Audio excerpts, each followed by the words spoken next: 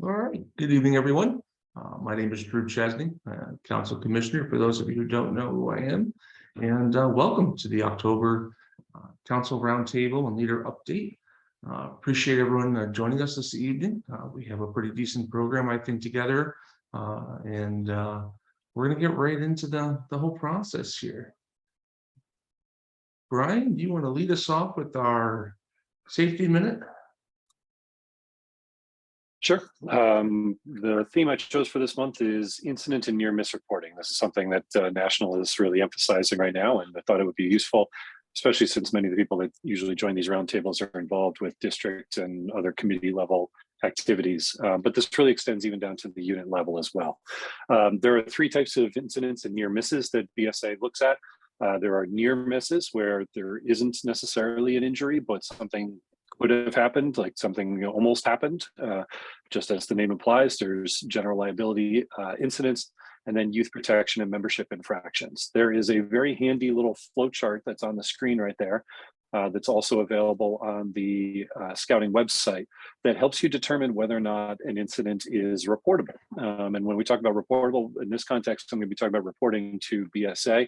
In some circumstances, some things that happen may even be reportable to a health department, depending upon the type of activity that we're doing. But the reason why we emphasize reporting is because this helps BSA to develop policies to help prevent these incidents from happening again in the future. So this is what leads to some of the safety protocols and NCAP regulations that will follow as a result of the research that's done based off of these incident reports. Timeliness is very important. So if an incident happens in your program, in your unit, it's important to follow the guidelines for reporting. One thing that National just put out is the idea that, there is an expectation for timeliness, but there is no too late to report. So even if, if some reason something doesn't get reported for a while, still get it in because it's important. But if there's any sort of, obviously anything that's very serious, fatal, or involves any sort of abuse, those kinds of situations need to be reported to council immediately. And the expectation is that for any other kinds of injuries or illnesses that involve first aid beyond scout administered first aid, those should also be reported into the council within 24 hours. And so if you've got something that happens on an outing or at a program where there's a scout needs to be treated by doctor or nurse or something beyond scout level first aid, if an ambulance is called, those need to be turned into the council. Go ahead, Drew. And so the question, of course, is how do you do this? National makes it actually fairly easy. If you go on National's website, and I put the address up there, the health and safety page, there's an incident report section. They have a set of, basically, they're little workbook documents, basically. They call them tools, but it's essentially a fill in the blank of all the information that's needed for an incident like this. And they have one for near miss, they have one for an incident, and they have one for a youth protection or membership violation. And so it tells you exactly what you should be looking for and what you should be documenting. And then the key then is to then turn that information over to the council so that those reports can be submitted appropriately through the Risk Connect system or through other appropriate channels.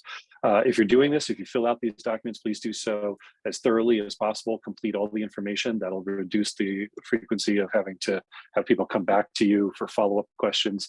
Sometimes when these documents are submitted to National will call back to the council and say, hey, we need some additional information on this case. So the more information you can provide up front, the better.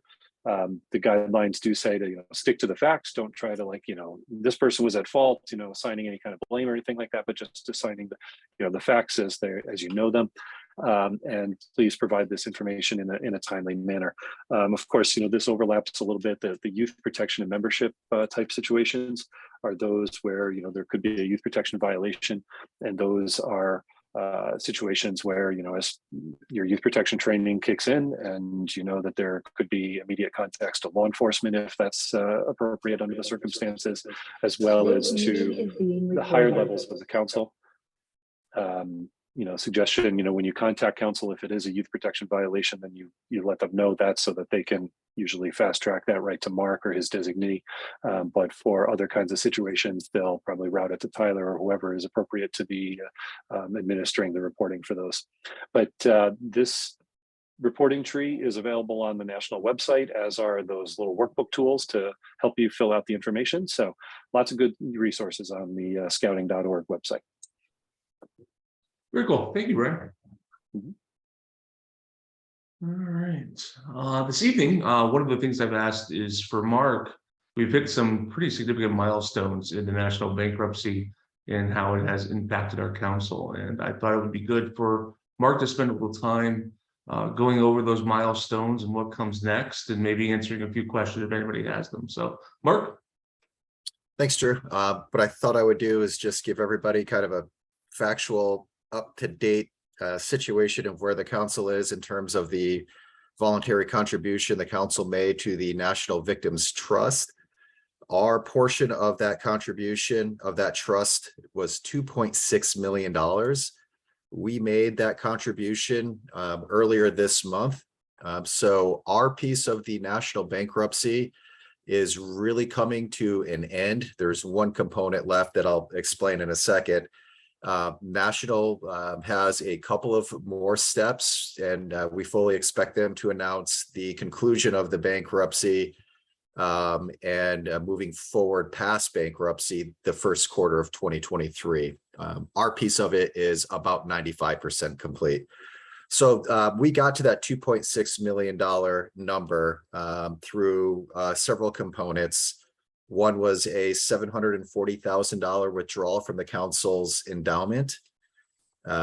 We received $350,000 for the full retail value of our Camp Bedford, and we negotiated retained use of our Camp Bedford. So we felt that was it was a very good victory for us. We took a $500,000 loan with very good favorable terms. We are using our remaining cash and an additional $500,000 loan, most likely at the beginning of the year.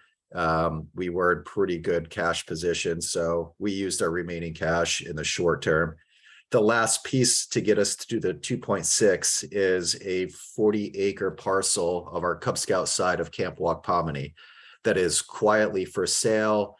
The nuance there is we have up to 3 years to sell that property. If we don't sell that property, we're able to donate the full value of that property, the title to the trust. So we're quietly looking for the right buyer for that. Worst case scenario, we donate the title to that. So that gets us to our 2.6 million. The board of directors chose a hard route to get to the 2.6 million. The board decided to retain all of its properties and retain use of Bedford. So we really went to work to figure out if we're going to retain the properties, how do we get there? So it includes, for the first time since I've been your Scout executive, debt service. So with about $1 million of debt service, it's about $45,000 for each of those loans. So we're looking at about $90,000 a year in debt service. Also, with the $740,000 endowment withdrawal, we're losing about $50,000 to $60,000 a year in investment earnings. So all told, this is going to impact the council's annual operation by about $150,000 a year. So extremely significant. We are being extremely smart with our remaining resources. Cash flow is going to be extremely tight. We've always been very good at keeping an eye on our expenses and keeping an eye on our cash flow, but we've operated with about $300,000 in cash at any given point in the council. So we are in really good shape in terms of cash flow. We have about $60,000 in cash at our hands right now. So things are extremely tight. So you're going to feel that impact in the field with things like ordering patches before a district event.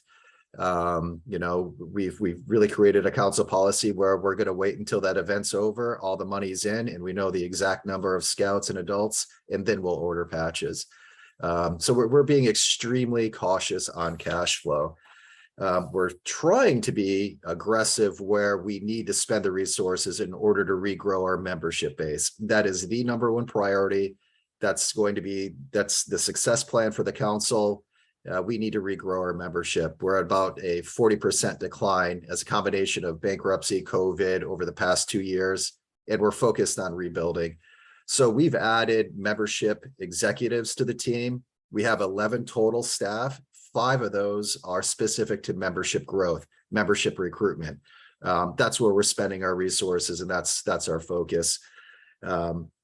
So if you have any specific questions for me related to kind of the bankruptcy contribution, I think this may be the last meeting I want to talk about the contribution. I want to start talking about getting scouts to summer camp, seeing those 20 kid recruitment nights in each of our Cub Scout packs in our communities.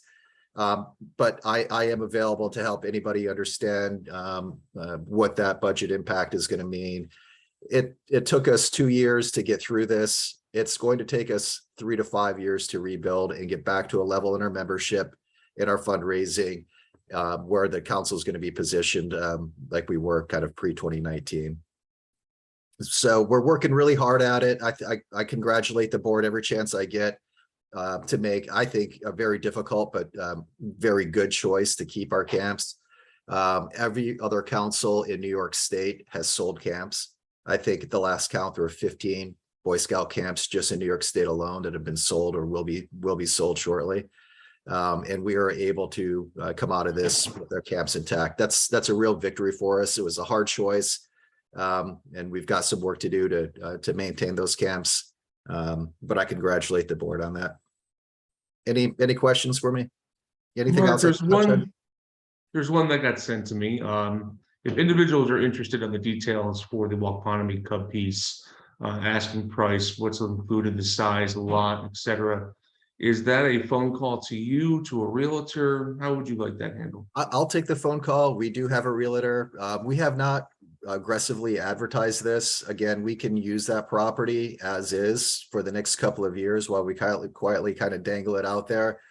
I would love to find somebody that would like to own the property and be a friend to the council, be a friend to scouting, and maybe we see some shared use of it, kind of like our Bedford situation where we're doing some service projects. We get to use the property. I think the right buyers out there. So a phone call to me. It's 40 acres, roughly 40 acres. It's its own independent parcel, separate from the rest of Camp Waupanomy, which made it easy for us to delineate and kind of segregate out. And the sale price is $217,500. And again, we don't have to negotiate on that. If we don't get $217,500 for those 40 acres, we get to donate that parcel. Those are kind of the rough details. It is part of the Adirondack Park Agency. So anything around the water within the park comes with, strings attached, but I'm happy to have those conversations. Great, thank you. Any other questions for Mark on this topic?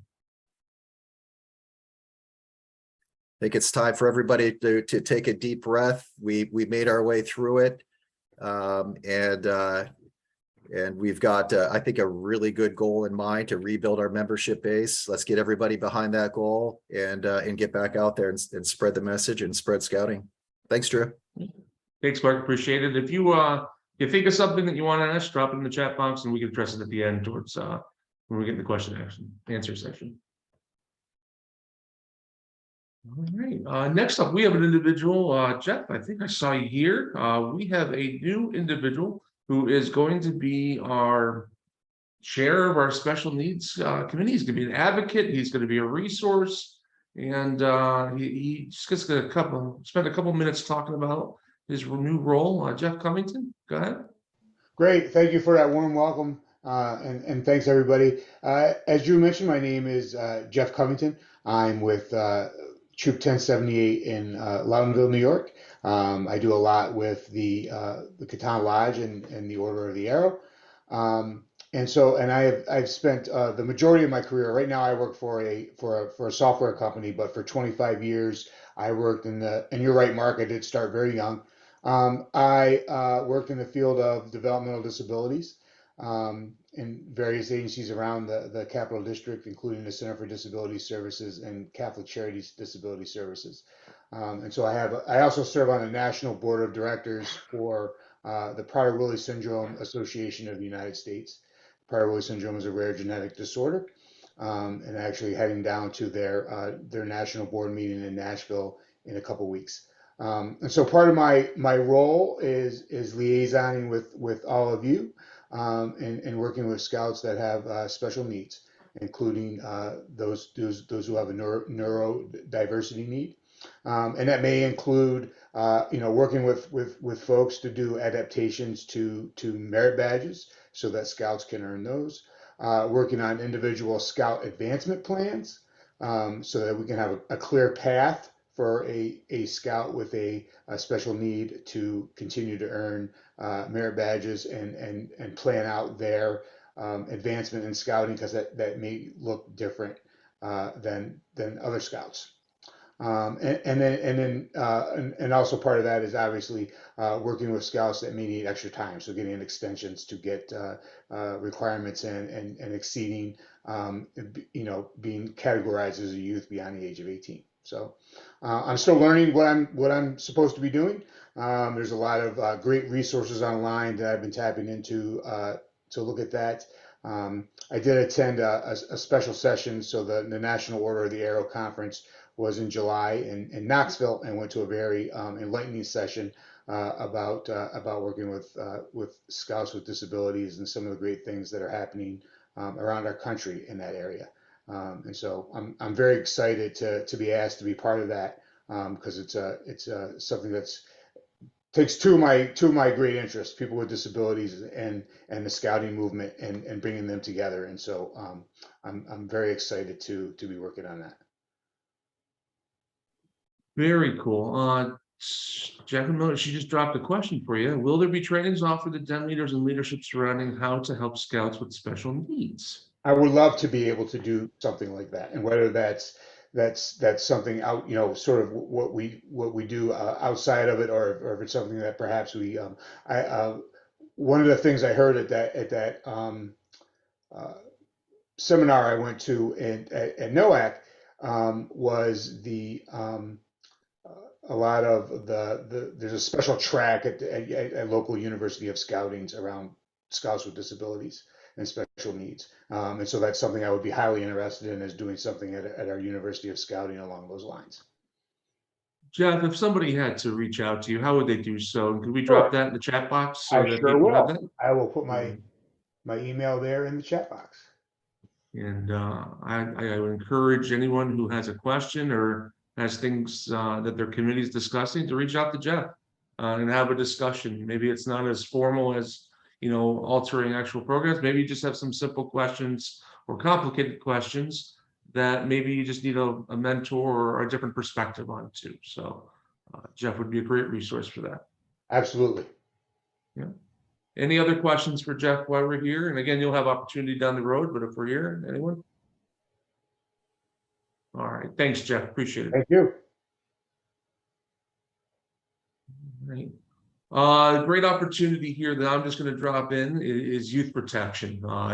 Please, as leaders in your organization and your units, let's make sure that all of our unit leaders engaged in our program are trained in youth protection. They should be receiving reminding emails when they're going to expire.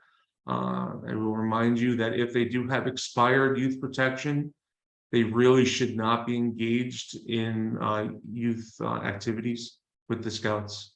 So please be sure to keep that in mind. Look that up in your training manager. I saw emails earlier today that training committee and commissioners and everybody has a list of key leaders in the council who have allowed them to expire, and phone calls and contacts will start to be made as we go down the road, and the council is looking at other measures down the road to ensure that we have trained adults engaging with our kids. So please commit to a safe scouting and to our youth when it comes to youth protection, because that'll help you do your charter, and it's charter season right now. Believe it or not, we are back to the charter process.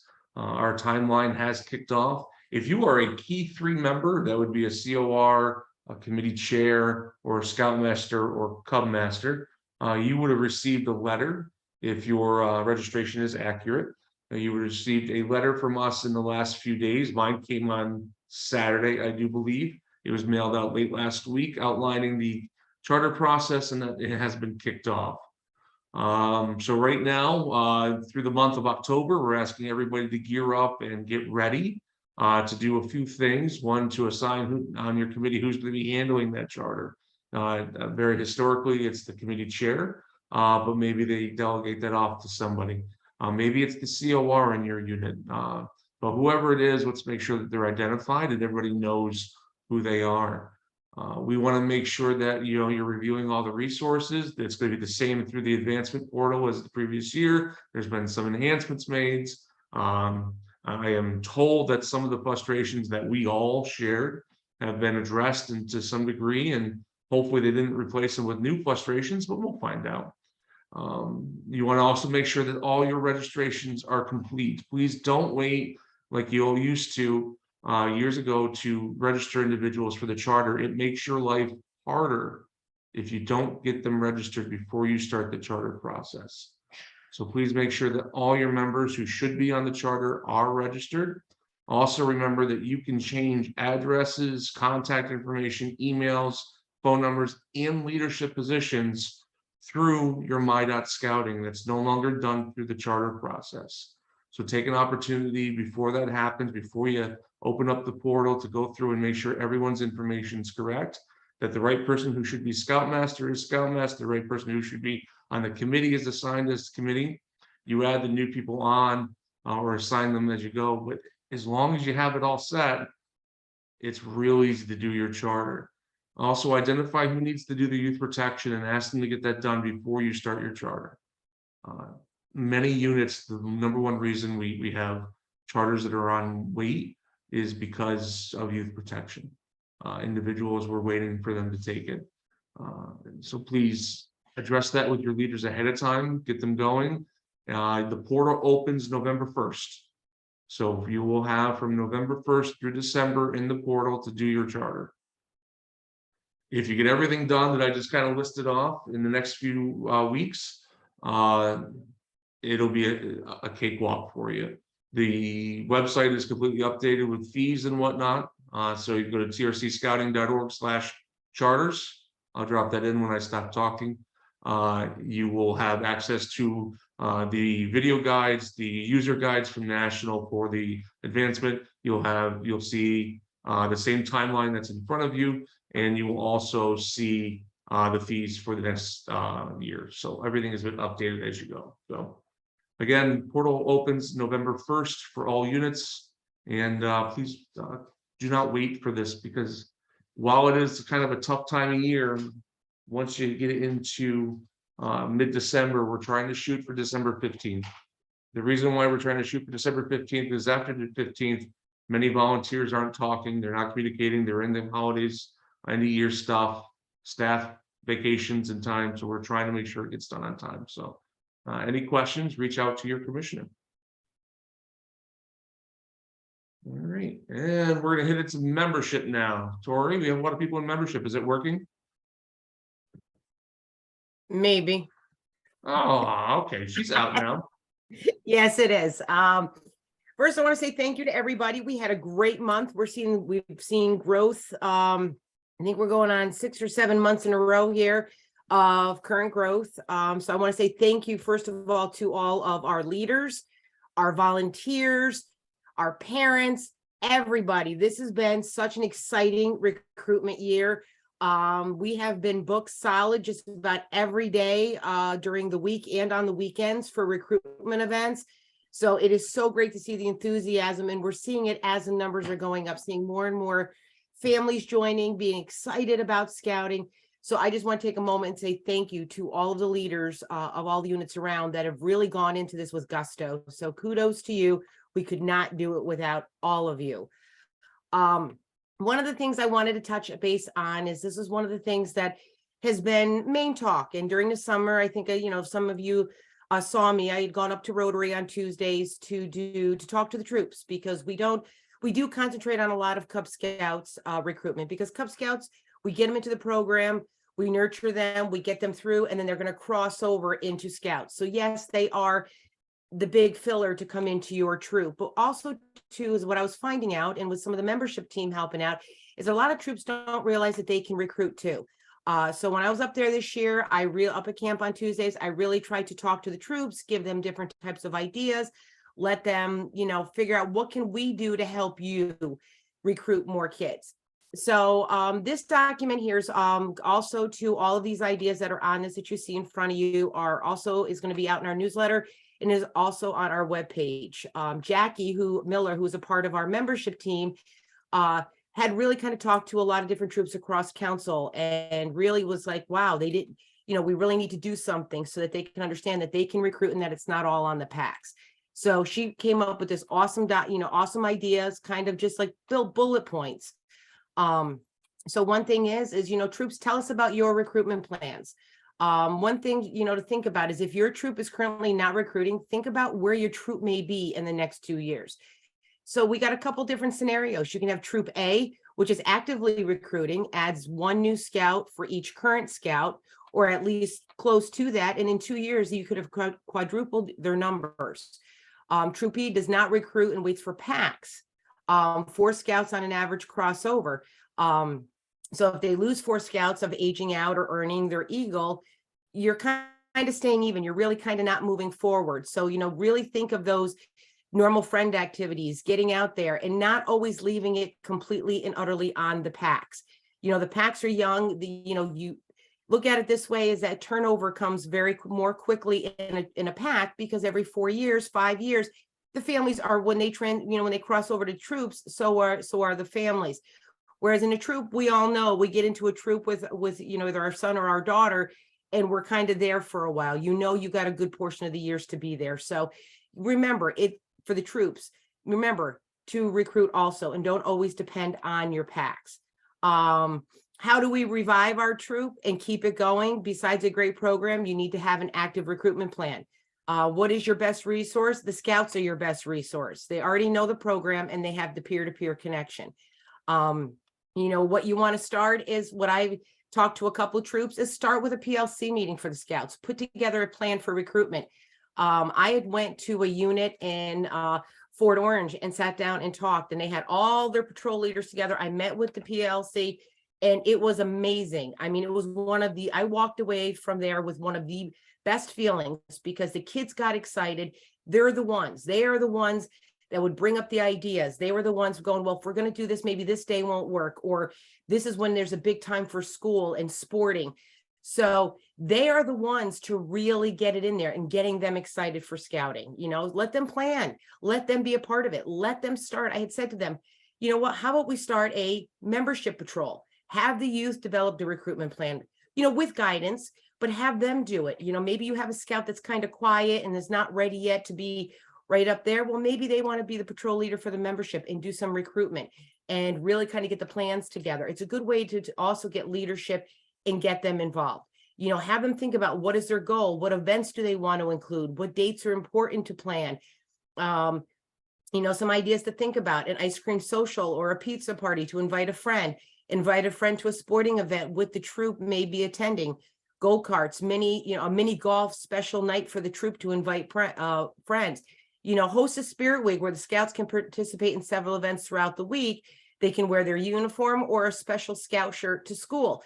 Some of the tips to put out there is start working with your Weeblo and AOL dens. Retention is a huge part of recruitment for our troops. So also reach out to them, ask them to come visit, let them go. And there's a lot of community packs. There's nothing saying that you can't just, send it all out there to all the packs within your area, because remember, it's got to be a right fit for the family and a right fit for the scout. Again, create a membership patrol. And it's crucial to impress your scouts the benefits of having new members join, so they will be extra enthusiastic and friendly. Get your scouts in your troop excited about it, because they're going to convey that and get all the other families and the kids excited about scouting. And try to take great photos of your troop, during events that you're doing, making sure that they get excited. But again, this is up there if you have any questions, or if you even want either me or one of the teammates to come out and talk to your PLC and get them excited, we'll be happy to do it. I've done a couple of them And they have been amazing just to see the kids starting going. One, they're going to do an ultimate Frisbee tournament as a recruitment event. So thinking of things like that outside the box. So feel free to shoot me an email if you would like for me or anybody else to come out, and we'll be glad to talk to your PLCs and get them started. Okay, Drew. And I just wanted to kind of put out there, we got 2 more webinars coming out. One is actually this Wednesday, which is our new Cub Scout parent orientation. This goes on to about, kind of talks about onboarding, means getting new scouts and parents involved in what is going on in your unit and demonstrating a welcoming atmosphere for Cub Scouts. So join me on Wednesday at 7 o'clock. And I'll be glad. We're going to be going over this. And then one of the big ones I'm hoping is on November 9th at 7 o'clock. This is our AOL to Scout transition. So if you have any of your Weeblos den leaders, and I would even stay Weeblos den leaders, your AOL den leaders, any of your Cub masters, Scout masters, please have them be on this that webinar so that we can really start helping. I think we want to get that connection back between the troops and the packs, and also let the den leaders know, what should I be doing with my scouts right now? Should they be visiting troops? What should I be doing? And the same thing, what role does a Cub master have? What role does a Scout master have? What role, does a den leader have? And we will go over all of that in that webinar. So if you guys got any questions, you know how to reach out to me or any one of the teammates. And thank you again for all that you guys do in scouting. Actually, I added one more for you. Why did you add one? Okay. Oh, yes. Thank you. Rocket Day. I did have that on my list to go over. First of all, I want to say I am so excited for the Rocket Day and registration is closed for the Rocket Day up at Wapanami. I have to tell you, I am super excited. We have 155 people coming up to camp this coming Saturday for Rocket Day. So we're going to be excited. We got about 85 to 90 youth, and we have about 70 adults that are going to be up there. We're going to be doing rockets. We're going to have archery. We're going to have pumpkin painting. We're going to have cider and donuts. This is from 9 to 12. So it's going to be a nice morning, because there's also some other things going on in the afternoon that some units are doing. So we wanted to make this convenient. So we're really excited. So all of you that signed up, thank you. And the next one that Drew's got up here is we have our October 22nd at Rotary Scout Reservation. This registration's open for another week and a half. This one is, we got the same thing there. We will be able to do the BBs. And then we will also have a food truck there, because that'll be from 10 to 2. So if you haven't signed up, please sign up for that one. That registration's open for another week and a half. There we go. I promise there's no more added. All right. Thank you. Next up, digital tips. Quinn. Hi, everybody. I just wanted to take a moment to talk about a cool thing. For those that don't know, when you post different things on social media, it actually can integrate with your search results, such on Bing or Google. And it's a really good way for someone that that might not know your pack or unit number. They can just search the town. So example here is MyPack locally. We have only just started doing social media, and we only have one post with Cub Scouts. However, our troop has been extremely active, and they actually are the majority of the search results when we type in Scouts with Schuylerville.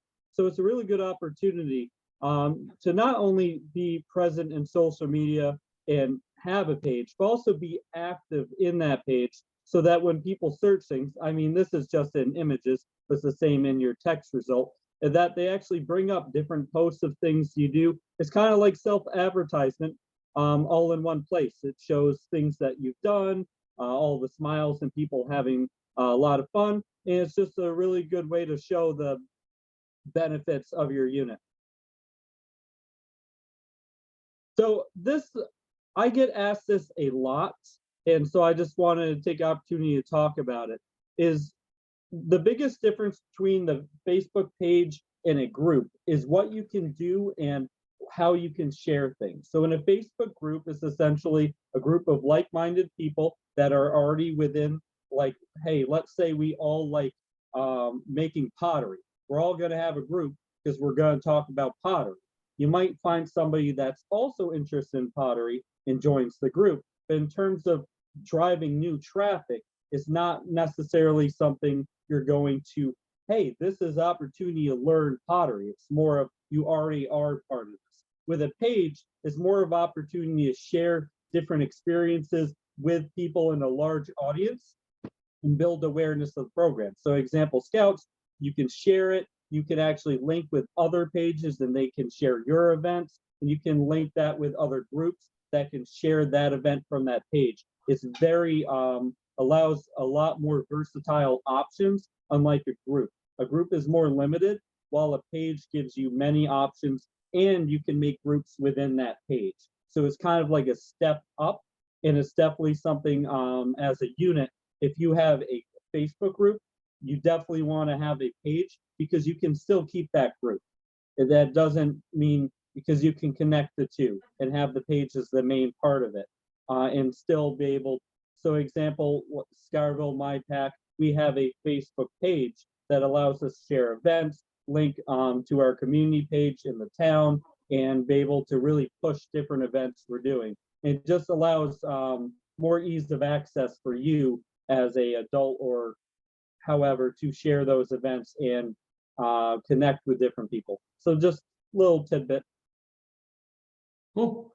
Appreciate it, Quinn. And then if anybody has any questions on social media or digital marketing or whatnot, Quinn's going to drop his email into the chat, and feel free to reach out to him. And Quinn went sideways. Okay. Next up, Ryan. Hey everyone, just wanted to talk to a little bit about camp because we do have a pretty important deadline coming up soon. I know camp seems like many, many months away, but we are in the process of doing lots of planning for next summer, and we'd love to know who's coming. So the November 1st is our first of our deadlines. It's the date that we ask troops to commit and send us their campsite deposit, so we know how many units are coming to camp next year. It's a $250 campsite deposit. That money then can be applied to camper payments when those are due in the spring. So it is a non-refundable, but it is transferable into those payments. And we do have the schedule. I think I might have touched on this last month's meeting, but the board has approved, the executive committee has approved the dates for next year. You can see them on the screen there. We have 2 weeks of Scouts BSA, the first 2 weeks of July. Week 3 at this time, we're a little kind of hesitant on. At the moment, we are tentatively planning on probably not having a Scouts BSA resident camp week that week. It's kind of surprising because that's normally one of our biggest weeks of the season, but we are very much being affected by the Jamboree 500-pound gorilla next summer. And so weeks 3 and 4 are the weeks that Jamboree is being offered. And so many of our troops, especially some of our larger troops that would normally be with us week 3, have already shifted into other weeks in order to avoid Jamboree, so that their leaders or Scouts can be able to attend both. So this is something that usually does happen during Jamboree years. We get the Jamboree shuffle, but it's been a few years since we've had one because of COVID and everything, so we kind of forgot all about that, but it is happening. So as of right now, it's possible we may not be doing a traditional resident camp program during week 3. If that happens, we may be looking at some alternatives of other things that we could do that week. We'll also have to look out and see how many of our staff would be going to Jamboree and how that affects our ability to deliver a program. So that's why we're kind of a TBD for that 3rd week of July. We have Scouts BSA again, July 30th to August 5th, as well as August 6th to 12th. Earlier this summer, we had said that we were probably going to merge week 6 into week 5. We've instead decided to do that with week 3, and we're keeping week 6 where it is, the 2nd week of August, and keeping our STEM program that week. So I know a lot of units are very happy about that because that's their traditional week that they like to come. And we had a huge provisional turnout this year for STEM week, so we're looking to do that again next year. You'll notice one thing there for week 4, we are growing our Cub Scout resident camp program. We had a huge increase in attendance this year and a really successful program. And so we're going to offer 2 sessions of Cub Scout resident camp next year.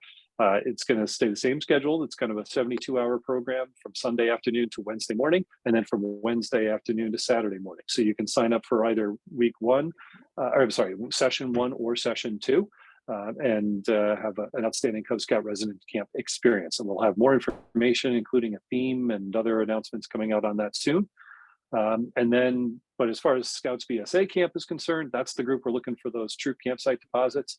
And as a special incentive to encourage folks to get in by that November 1 deadline, we've got a special offer this year for every troop that commits with their campsite deposit by November 1st and is registered by November 1st. When the Scouts come to camp next summer, all the Scouts in your troop that are at camp are going to get a free t-shirt like the one you see on the screen there. So it'll be a nice way to recognize that early commitment. So looking forward to that. So if you're thinking about camp and you haven't quite gotten around to putting in your reservation yet, let's get that in by November 1st, and all your Scouts are going to get a cool t-shirt when they show up to camp next year. Very cool. Excellent. Thanks, Brian. Yep. All right. Upcoming district events. The last one that we have for fall events is this coming weekend. The Hollywood Drive-In for Yankee Doodle. I believe you guys are accepting registrations in for another 2 days, Eric, correct? Oh, we are going to accept reservations till close of business on Thursday. Okay. And Tyler will be there, and in case we can, Tyler tells me he can handle some walk-ins. So if somebody decides on Friday they want to come in your troop, bring them along. All right. But please register ahead of time. Excellent. Thank you very much. And the other district events have happened. Brian, I don't know if you noted, there's a question in the chat for you, probably going to handle directly. All right. Another plug for the Twin Rivers swim program. I don't know if any one of our swim instructors are on, but I took a quick look. I didn't quite see anybody. They're Monday nights, 8 p.m. to 9 p.m. I believe they're held at Shaker High School in Colony. On our website, you'll see the exact dates they're running. I think they're running right straight through to the end of the year, even maybe to January. They can work on a variety of programs. They can do just basic swim tests. They can do swim lessons. They can do the aquanaut. They can do the merit badges and whatnot. So if you have a scout or scouts who are looking for a little bit different programming, especially if it's the same night you hold your meetings, maybe a patrol field trip, there is contact information and how you register right on the website for those events. Hey, Drew, can I jump in for 1 second? Yeah, absolutely. Just, I'm getting a couple questions about week 3. So instead of trying to respond to each through the chat, I'll just do it this way.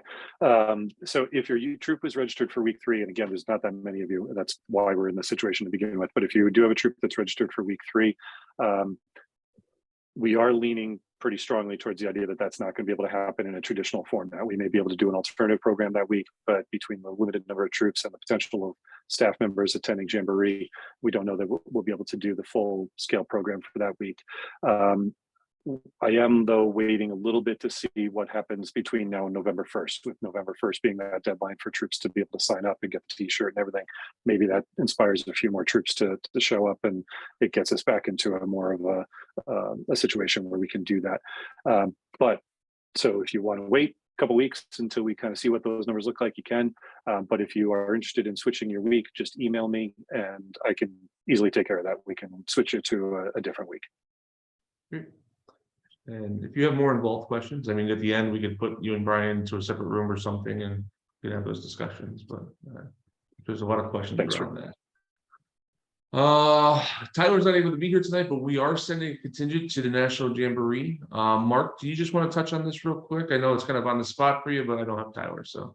Yep, there's 2 registration systems. One is national that indicates you're interested in going. We get a quick little announcement that there's a registration pending through the national site. We also have our council registration. That's the payment portal.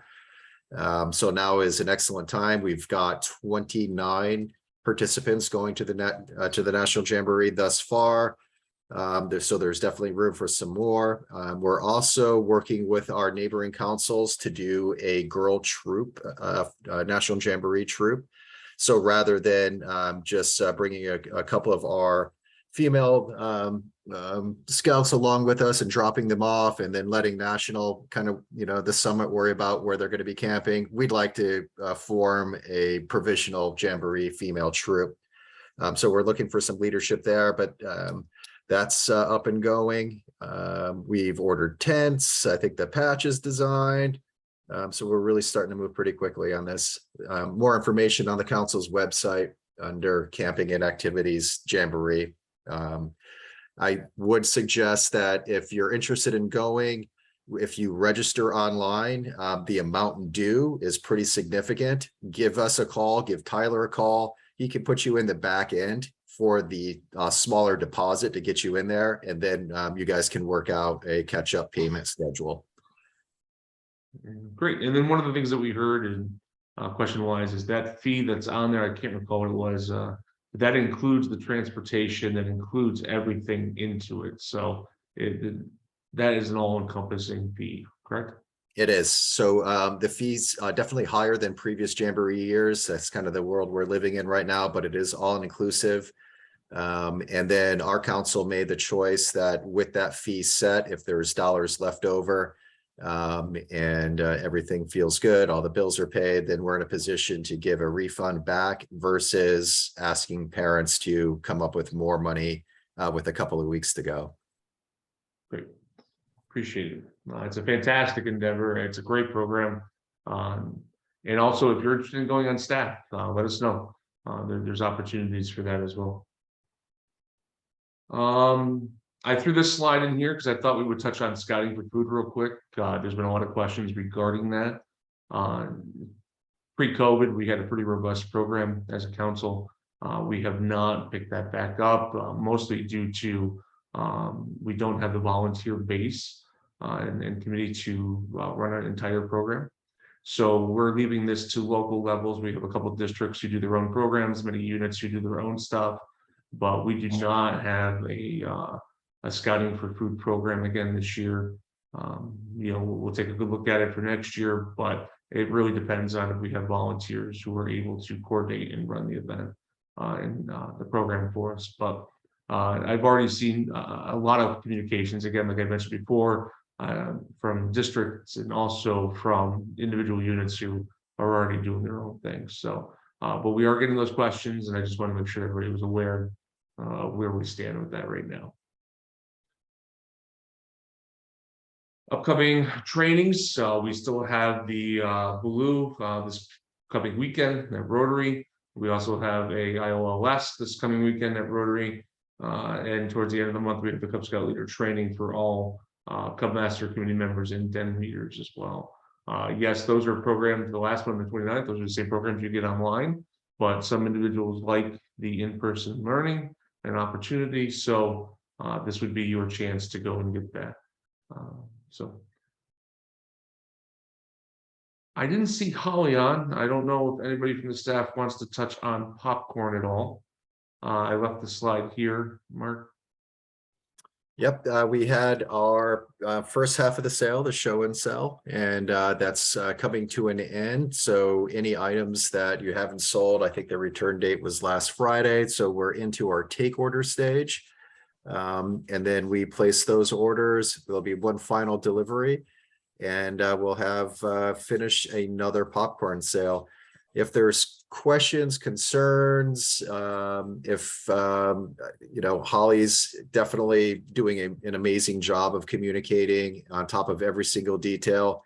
Let us know, let Holly know, let me know, and we're pretty happy with really our first post-COVID product sale where we've had scouts out in front of Stewart shops and in other places. So popcorn feels pretty good, but let me know if you've got questions or concerns. Okay. All right. And that brings us to the end of what we have to present. We're here for any open questions. Again, I appreciate everyone's time. We try to keep it under an hour, and we succeeded about 45 minutes or about 50 minutes this time around. So that works well for me. If there's anything that you'd like to see us talk about in the future, any particular topics, feel free to let me know. You can send me a chat, you can send me an email. Love to hear your ideas, but otherwise we will keep plugging away at these once a month to update you on what's going on at the council, give you an opportunity to ask any questions. We'll start including some district activities and whatnot in here. Yeah. As always, these particular items are recorded, and I will throw them up on our Facebook page. Josh, I think that should answer your question, my friend. And then we'll go from there. Do all the take orders have to get entered online, i.e. the popcorn share, or can council just accept forms from families? Yeah, that's a unit responsibility to coordinate that order. So we're going to place a unit order. We don't place the orders directly for the families.